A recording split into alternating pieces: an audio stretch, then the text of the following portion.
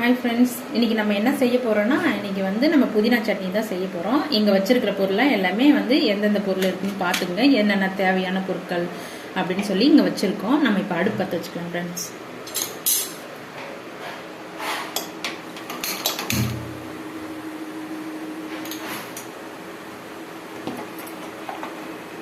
கடாய் காஞ்சிச்சு. இப்போ நம்ம ஆயில் ஊற்றிக்கலாம்.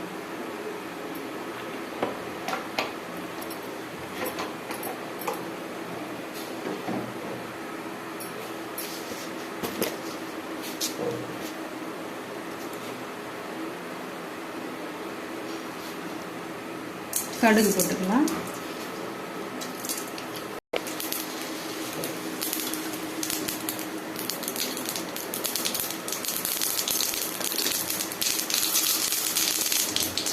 அதோட நம்ம கடலைப்பருப்பும் போட்டுக்கலாம், உளுத்தம் பருப்பும் போட்டுக்கலாம்.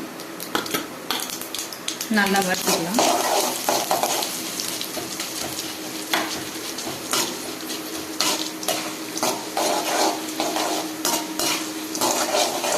நல்லா கோல்டு கலரில் வர அளவுக்கு நம்ம வறுத்துக்கலாம். எண்ணெயிலே ஃப்ரை பண்ணிக்கலாம்.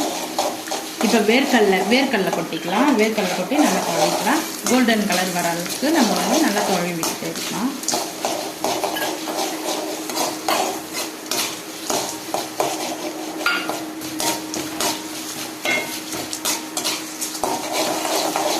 உங்களுக்கு கலர் நல்லாவே தெரியும் எந்த அளவுக்கு நல்லா வறுத்துருக்குன்ட்டு. இப்போ அடுத்த ஸ்டேஜுக்கு நம்ம வந்து பச்சை மிளகாய் சேர்த்துக்கலாம்.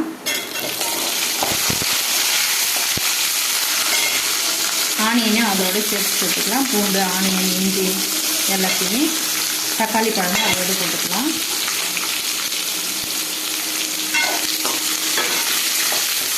இப்போ நல்லா வதக்கிக்கலாம்.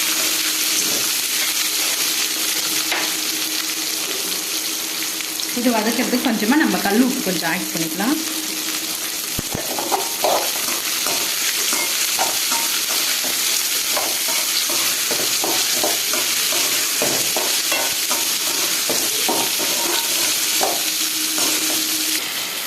இப்போ நல்லா வதங்கிடுச்சு. இந்த ஸ்டேஜில் நம்ம புதினா எடுத்து வச்சுருக்கலாம். அந்த புதினாவை கொஞ்சம் கொஞ்சமாக போட்டு நல்லா வதக்கிக்கலாம்.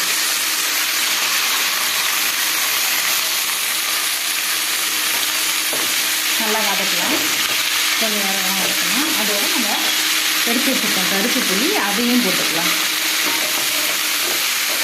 சிம்மலில் வச்சு நல்லா நம்ம வதக்கி விட்டுக்கணும்.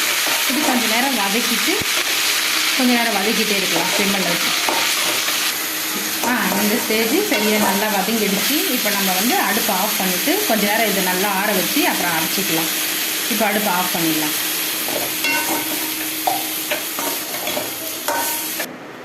ஆறிடுச்சு. இப்போ ரெடி ஆயிடுச்சு. இப்போ நான் மிக்சியில் எடுத்து வச்சுருக்கேன். இப்போ நம்ம வந்து அரைக்க போகிறோம். இது அரைச்சி ரெடி பண்ணிக்கலாம். இப்போ அரைச்சி எடுத்தாச்சு. இது ரெடி ஆயிடுச்சு. இப்போ இதை வந்து நம்ம டிஃபனுக்கு வச்சு சாப்பிட்லாம். இது புதினா சட்னி ரெடி ஆயிடுச்சு. Thank you friends.